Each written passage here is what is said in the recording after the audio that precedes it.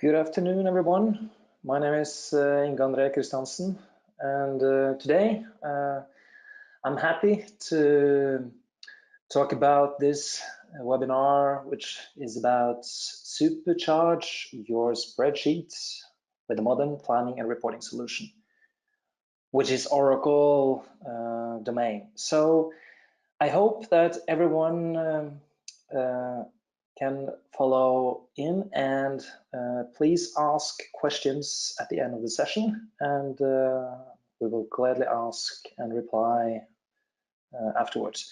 So we have 45 minutes, and a bit about myself. I'm a principal consultant at Inlumi, and I've been working for 10 years within Oracle Hyperion Planning, Oracle Planning Cloud, within different areas. So I hope I can give you a flavor of the tool itself and the strength of it, and why a planning solution is very good when you think about it from a planning perspective, because we all think about Excel as the magic tool, which we all do. It is fantastic, but we will look into some of the benefits as well of why a solution can help you to predict the future in a better way from both an entity perspective, but also the company.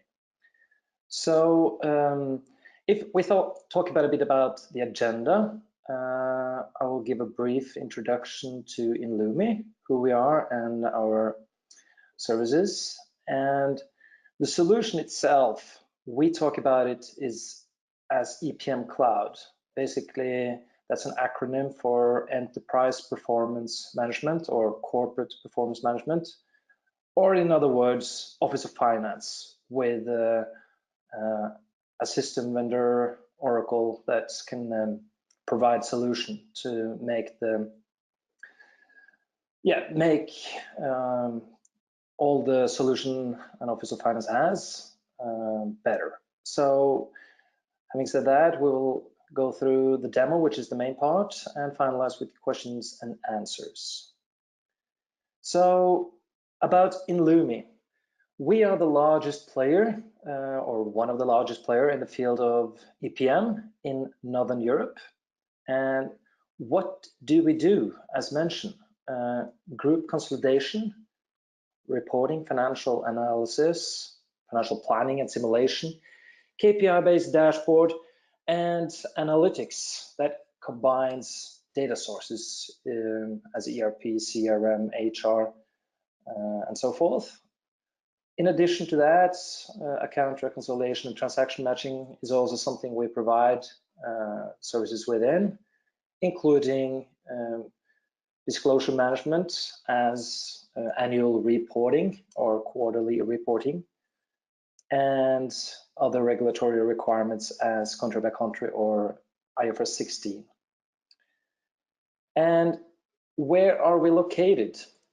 We have the main headquarters in Utrecht in the Netherlands, and myself, I'm located in Oslo, where we also have different other locations. The split of our employees are pretty, let's say, differentiated amongst close planning and integration infrastructure, because we also do hosting of those clients that we have, which has basically installed Hyperion Planning or Hyperion Financial Management, etc. So we host the solution for them. So that's also why we have a very good staff with knowledgeable areas within that. So having said that, we will go through our solution, which is EPM Cloud.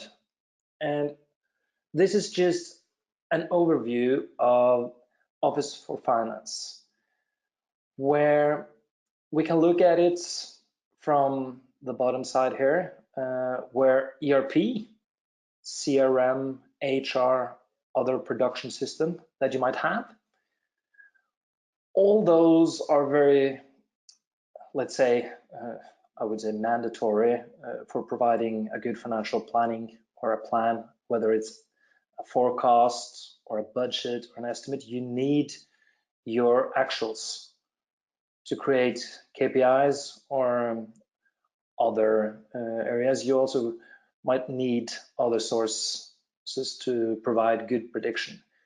So within that, having data sources available, normally for those of you that have spreadsheets, you extract a trial balance, for instance, and combine it with a process for generating your forecast or budget. We do more or less the same. We extract the data through a layer which we here identified as data integration, which is one common platform, user-friendly, to integrate automatically or manually, depending on the process and your needs, and then load it through to the planning system or to the consolidation system. So you could have one flow for the data extract that you need for your process.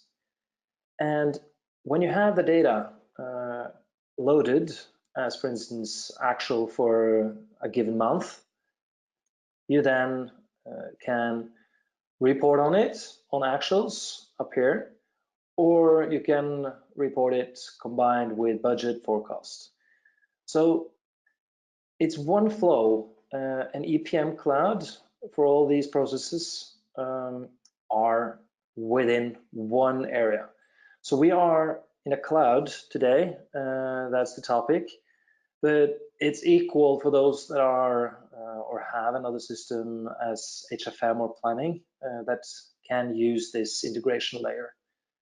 So keep in mind that data integration is very important to provide the reporting, and I will go through more on the other areas here, because I would also like to mention that master data is also one area of, let's say, concern for many as we see it, because you might have several accounts or different entities, coding standards, and a solution for that might help you then, because it will give you one unique code amongst your chart of accounts that will provide good audit trail and security within having one, let's say, truth for all your structures. But if you don't have that, it's also very common that you have it in a spreadsheet where you maintain one area and use that as a source for maintaining your structures. But there are several ways to the goal here, but keep in mind that master data is one area of functionality that also is provided. We have also other areas here. These areas here are just mentioned as areas within planning.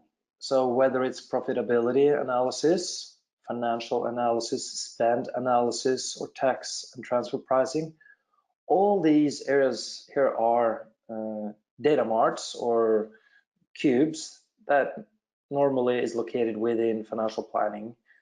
So financial planning will cover a lot, but today's topic will be more on a standard bottom-up process where we will use drivers to generate the income statements.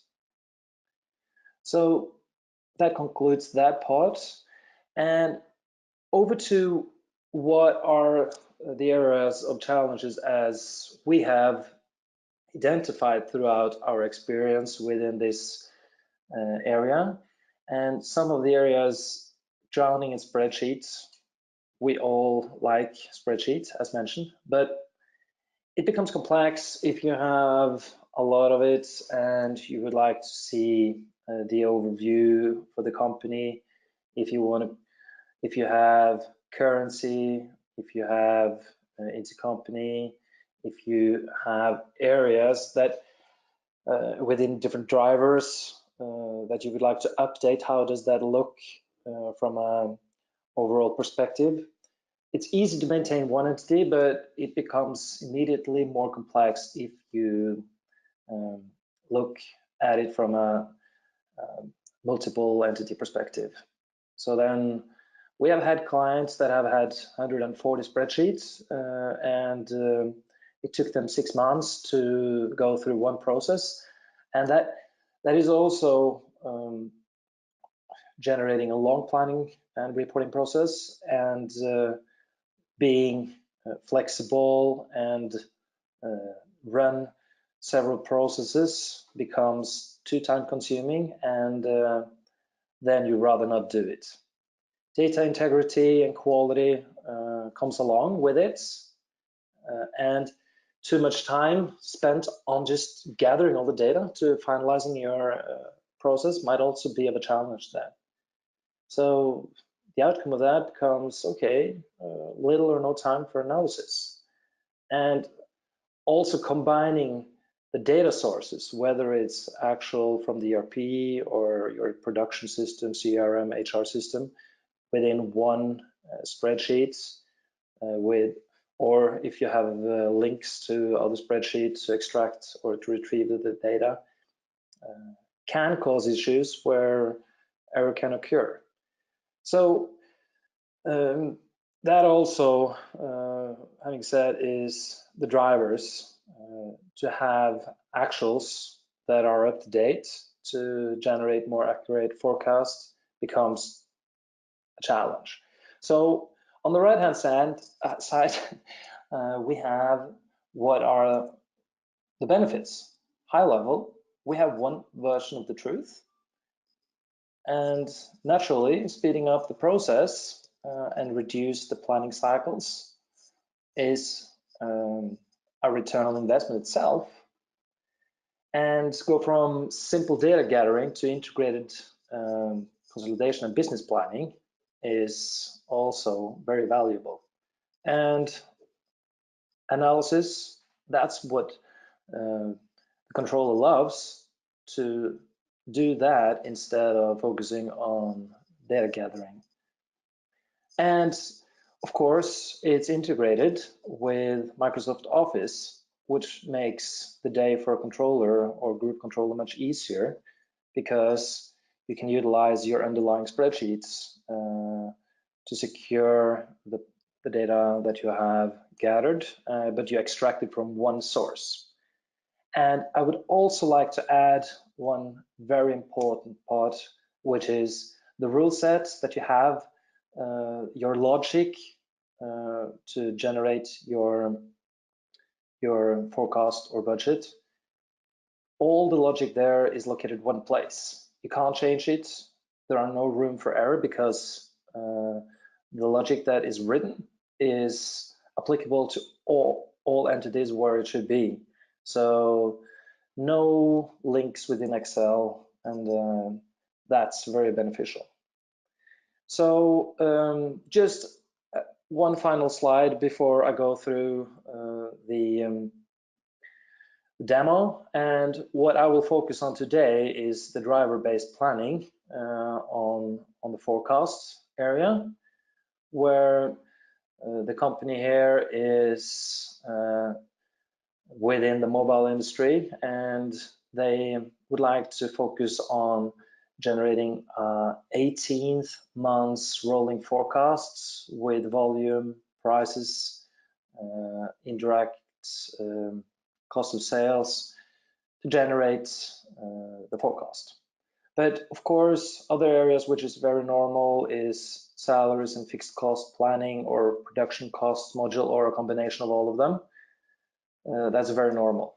So we within planning, you have a lot of opportunities, and we tend, or the goal within planning is to have a better solution for generating your process, meaning estimate, forecast, rolling forecasts, target setting, strategic planning, and so forth. So that's it. I will now go into the demo.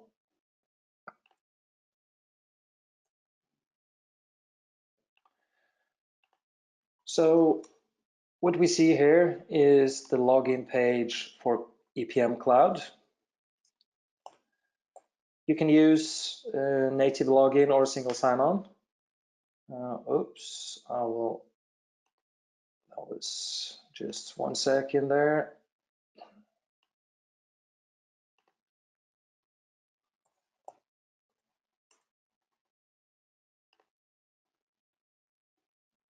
So the login screen is dependent on the role, and Maria, which I represent today, she has access to financials card, which is basically her process of generating the revenue and expense rolling forecast. We are sitting in June 27, and she will generate 18 months of rolling forecast. And all the areas within this screen you see here is dependent on security. So all the roles and security access is dependent whether you are a super user, an administrator, or a viewer. So the system will make sure that the roles that you have also represent what you can do. So let's go into the system here now and take a look at the overview. And what we can see here is we have different areas here, which is basically navigation flow, where I'm now active here on the overview part, where I have 2 reports, and I will go further down to the rolling forecast and the income statement. I will then go to expenses and eventually complete the rolling forecast. So what do we see here? We have a version, which is basically your final version or a working version or a sandboxing what if version, the currency and the entity. So dependent on your access, you could navigate upwards in your organization. So sales US, that's where Maria has her responsibility, up to US. This will naturally be your organization structure. So it will be very known for you when you have it in place. But my point here is that it's easy to navigate dependent on your role and what you can see. And what we see here now is that I have 2 months of actual, and I have the rolling forecast 18 months ahead. And I could also, within this area, navigate and go out, because this is interactive. So I could expand this here. And what I do now basically is that I'm looking more into the graphs and the foundation of it. So that's just an example of interactive dashboarding. So we have actuals, gross profits, and the last 12 months, which are the tiles that are defined in this dashboard, and the gross profits divided into total revenue, total cost of sale, and gross profit. So what is defined here is what Maria wants to see, but it's easy to change it depending on your needs. If I just take a final look at some overall view on the trends and how it looks, I will go more now into the process of looking into the rolling forecast. So let us do that.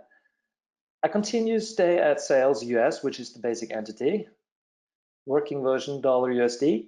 I have a responsibility within these products. Also, security can be applied here to make sure that you navigate across your responsibility. And the market is a dimension here, which is relevant for this segment and customer. So if you go into the interactive part here, what do we see? Well, the drivers that is relevant to revenue is volume and the selling price, and discount, return, return, basically the products delivered back. So all these drivers can be applied to your business. So, and secondly, the interactivity here is basically something that's pretty nice, because what are we going to do here is basically, instead of focusing on input, we will utilize the data from the production system, which is basically the volume and the selling price that is loaded in, and then I could choose whether to take seasonality or the forecast. So there are many areas here where I can actually choose amongst. So what I will do now is I will use seasonality for the volume and the selling price. I could also have adjusted by percentage up and down. And what do I see here? I have two actual periods that reflects what is the 2 months last reported volume and the other drivers, and the calculated outcome of it divided into 18 months. So it's basically from July to December, which is summarized in year total here. So if I save this now, just take a look at the year total calculated for 17-18, it will immediately reflect in the graph downwards here, which can see how total revenue and total cost of sales correlate. So that's one area where you start with the drivers. And then we have the driver adjustments, which is basically the calculated volume in the previous one, and I can adjust it. If you're sitting in business review and discuss now that, well, the production system don't take into consideration a marketing campaign or other areas which we find natural in a business context, you can adjust it up and down. So here I have just adjusted the volume and taken the price down, because we're gonna focus on reducing the price since there are many competitors. So we have found out that reducing the price to $3.99 for that coming 2018. I've expanded year total, and you can see the quarters, and I can even go further down to the periods. So basically, this gives you an option, if you need it, to actually adjust the volumes. And even further, if you don't find this relevant, you can go over to actually profit and loss, where we have basically the calculated P&L within revenue and cost of sales, and we can adjust it. So I can see that the service revenue is actually, it should be in here. So I add 6 million, which is pretty basic guideline, and other revenue, I think that's also applicable to the same. So I'll say that, and what we will see is basically that the adjusted figures over here from the P&L perspective is adjusted accordingly. So what we have done now is that we see that the total rolling forecasted year total figures are 20 millions for 2018 and 25 millions for 2017. Keep in mind as here that since we are sitting in the end Q2, the rolling forecast reflects year totally wise the whole year, but in here it's basically only Q3 and Q4 represented. So I could add those if I would like to in this report. So that is basically what I needed to do within this area of forecasts. I have my responsibility within smartphone 4 in. I would also just show you here that I have access to smartphone 5 in just by changing the point of view. And the same screen, but the data is updated. So if I go further into the total revenue,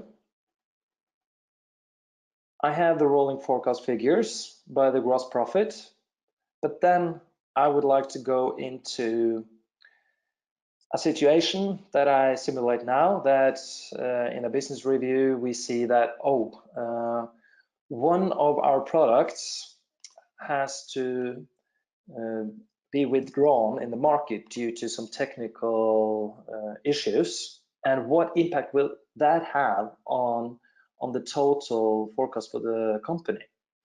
So I have the rolling forecast for the sales entity for this product and this market and the working version that I'm on. Now I would create a what if version, and what I will call it is basically return product. I'll add an S there since this might impact other as well. So what I see here now is that the working version we're working on for the forecasts Q3 2017 has a return products version. And what we'll do now is basically look into what happens if we all of our smartphone 4 in is being or has to be withdrawn in the market. So what I will do, instead of going within the drivers, I would go in and adjust the revenue. But I need to change the working version to the what if version, since that's where I'm going to do the input. So return products, and now the same page is updated, except from this, which was the working version. Now it's return products. That's my what if version. So I see that my previous numbers, which I was working with, are copied over because the 6 million and the 1.5 million I entered in, but I'm going to have a massive return. So I'm going to enter in 30 million here and save it. In 2018, we expect to have an adjustment to the revenue, and we see the immediate impact on the gross profits in 2018. And I would also do some adjustment on another product which has some of the same technology, and we say 20 million there. And I don't have an overview yet. What are the impact? So what I would like to do now is to go and increase the marketing expenses in that case before I go in and look at the total. So I go into expenses. I see some high-level areas of total expenses, but I will focus on the rolling forecasts. And before I go into adjusting the marketing expenses here, which I would like to increase to make sure that we sell more, is that the expense driver that we have here, I would like to change the drivers. So I go further down here and I see all my relevant drivers. And the main message here from an overall perspective is that Dependent on which area of expense you're working with, there are different drivers. So within marketing, these drivers has been identified as cost drivers. So I change the screen here by clicking on the marketing expense drivers, and I see that these are updated. So that what I see here is the actuals for the number of events, what's being planned based on the current year actual average. But I would now go to adjust the P&L on the expense side. So I would like to enter in 15 million in other marketing expenses based on the impact of all the smartphones that we see that will be delivered back. So I save that, and the expenses is updated. So now I have adjusted the marketing expenses and the changes to income. And I will go and take a look at the income statement, because I will now roll up the income statement. So it's rolled up to the total entity. So I go on the left side here and take the group entity and consolidate it.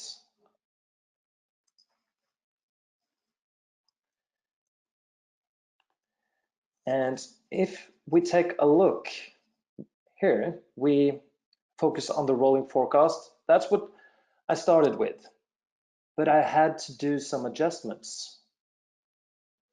And here is the what if version, return products. So on the other marketing P&L expense line, I see that I have the 50 million increase here in 2018. And if we focus on the P&L side, we see that I have a huge impact, even more here on the return product side. So basically, what we see here is that I can simulate the differences dependent on a business review or the scenarios that comes along. But I can also show here that I could go up and down in the areas within the point of view. So here I have the US market total product, or I could change it to total market. And it's all about showing the effects. Here it's the increased expense within the returns, or adjustments to revenue, basically. So this actually concludes what I wanted to show within this area of what if. Just shifting a bit of a topic, because it's not given always that we have drivers for everything. So does that need, or does that make it mandatory for you to now you can't do any input? Well, the system is so flexible that it should cover all your needs, basically. So whether you have drivers on all your products or not, or you want to adjust it directly into the P&L, here we have an example of that. So I could easily go down here and, for instance, lay in gain loss on sale of assets direct on the P&L, and now I have the whole P&L. What you see here is just a color that it's auto-saved. So basically it's a functionality that you could do input and save it on the run, or you could do inputs and wait. It's that's actually dependent on what you want, basically. So that's why it's turned this color. So if we go back and take a look at it from a Smart View perspective, because Smart View is just the wording of, I would like to use Microsoft Office to do my forecast. So I go over here. I have my rolling forecast working book and reporting. And this is basically the same interactive part as you do on the web. There are no differences at all. If you do input here, you have it immediately shown here as well. So the driver-based revenue, I'm working with this product, this market, and the version is return products.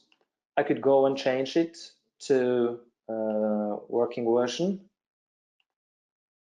OK, refresh. And now I'm working in the working version again, instead of the sandbox or what if. So here I could go and change from seasonality back to, okay, I would like to predict the volume for the next 18 months based on the current period actual, meaning June. And if I do submit, just look at the calculated figures over here. They adjust. I could also do some adjustments, 10%, for instance, up. Look at it here, and it increases. So if I refresh this site, I have the 6 million and 1.5 million that I entered in on the web. I could go on, continue adjusting in this. So 2 millions, submit, and the figures updates accordingly. So the main message here is that you can build up your process of building up your budget or your forecast, rolling forecast, target setting, etc. within different sheets, just precisely as you have it today, but you have a model. And I would also like to mention that I can't delete anything here. It's impossible because it's secure, and what you are extracting of data as information is located one place with one truth from the rule side, meaning the logic that you have defined for generating a calculation, for instance, on revenue based on the drivers that you want to use. So that's very important. And basically what you see here can be easily flipped around dependent on how you want to see it. This is just an example, so keep that in mind. And I can go on with a different report here, and what I would like to show now is the ad hoc functionality, which is very useful when it comes to let's say you want to analyze it from now, you want to look at it in a different way. Do you need to call a consultant or your peers to do that? No, because basically what you have here is just a report. Yes, you can't change this, but you can go in ad hoc mode. On the left upper corner here, you have analyze. If I click on that, you will see that I go into what we call ad hoc mode. Basically, now I can pivot, drag and drop in whatever way I would like to do. So what I would like to do is these scenarios, meaning actuals, budgets, rolling forecast, I would like to focus on rolling forecast just to show you an example of how easy it's done. I clicked on keep only. That means I would only look at rolling forecast. The period dimension, which is reflected in this area, if I keep only on that one, I have Q1. I could zoom out to look at the year total. And you see I have the working version and the return products which I created. And I can go down at the end here. I would like to look at net income basic. And let us take a look at total products. I drag it down, release it, zoom in, all levels, and I can move this net income up to point of view, meaning what I look at up here. So there it is here. So what I see now is the net income grouped by smartphones, tablets, and I see that based on the returns on smartphone 4 and 5, we will have a huge impact on the total gross profits in 2018. So from 239 on the working version, I could actually put on some freeze paints here.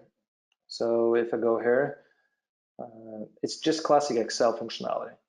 So we see here that based on what we think might happen on those two products will have a massive impact on the net income. So that actually concludes what I wanted to show.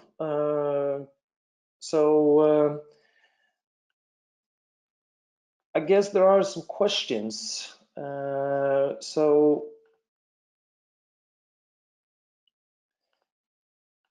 if we go over here and focus on the question part. Got a question here. How is the security migrated from an on-premise platform? For those of you who are not familiar with the term on-premise, that's basically an installation of the planning solution. Then you have it, it's installed physically in your internal IT environment. And one advantage by Planning Cloud, it's actually that it's the same functionality as the physical installed one. So there is it's basically lift and shift. It takes 15 minutes to lift it over if you will use the same data model, having just pointed out that. Another question here is, how do you load data into the cloud solution? Well, there are three ways of loading data. The first one is basically you take an extract and define your granularity of it and import it, a utility that can automate the imports. So when you go for the nights, then it will automatically load into the system and calculate all dependencies. The second part is that you could manually import it. And the third one is also defined by load, as I see it, is that you could basically define a data grid, meaning a report and where you can actually submit the data. So you have several options to actually get the data in. There's another question here about EPM Ultimate. That's Oracle's acronym for exchanging data and or structures, downloading your, let's say, backup your environment. So it's actually a utility just to transmit or upload, download information through to your solution. It's secure, encrypted, so it's very efficient. There's a different question here when it comes to machine learning bots integrated in these platforms of Oracle ATM, or is that further down the road? Well, there is a lot on the plate there when it comes to machine learning bots, and the chatbots, meaning that you could actually interact with your planning solution, ask questions, and so forth. There are on the roadmap. I don't have full insight, and safe harbor statements applies, so I can't actually commit on that, but I have seen some nice stuff, and for sure there are interactive, meaning Skype-like possibilities coming also. So there are a lot of stuff coming there. So that's one of also the main advantages by utilizing Oracle Planning Cloud, because Oracle invests heavily in the EPM Cloud platform. Machine learning, predictive learning, there are many areas within that I didn't show, but you could utilize predictivity within a solution that could predict by use of statistical functions, etc., to generate a better forecast.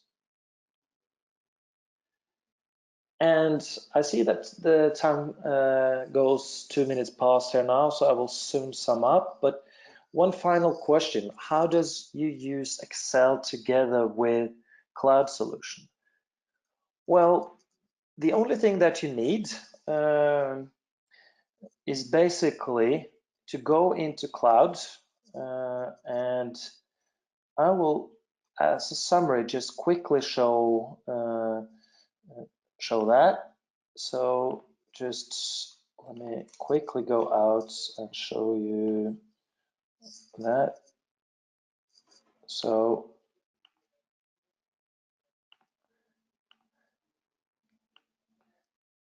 basically Oracle has everything you need within the cloud. So you could download, this is the EPM wallet which I mentioned, to download and do repetitively tasks, predictive planning. Smart View is basically the add-in to your Microsoft Office package. So those three is very relevant to connect to the cloud and do the same within Office as in this web interface. So that concludes my session for today. So if you have any questions, please contact me via email or call me. I'm here to help and provide further information if you have any. So thank you for listening in, and wish you a fantastic day.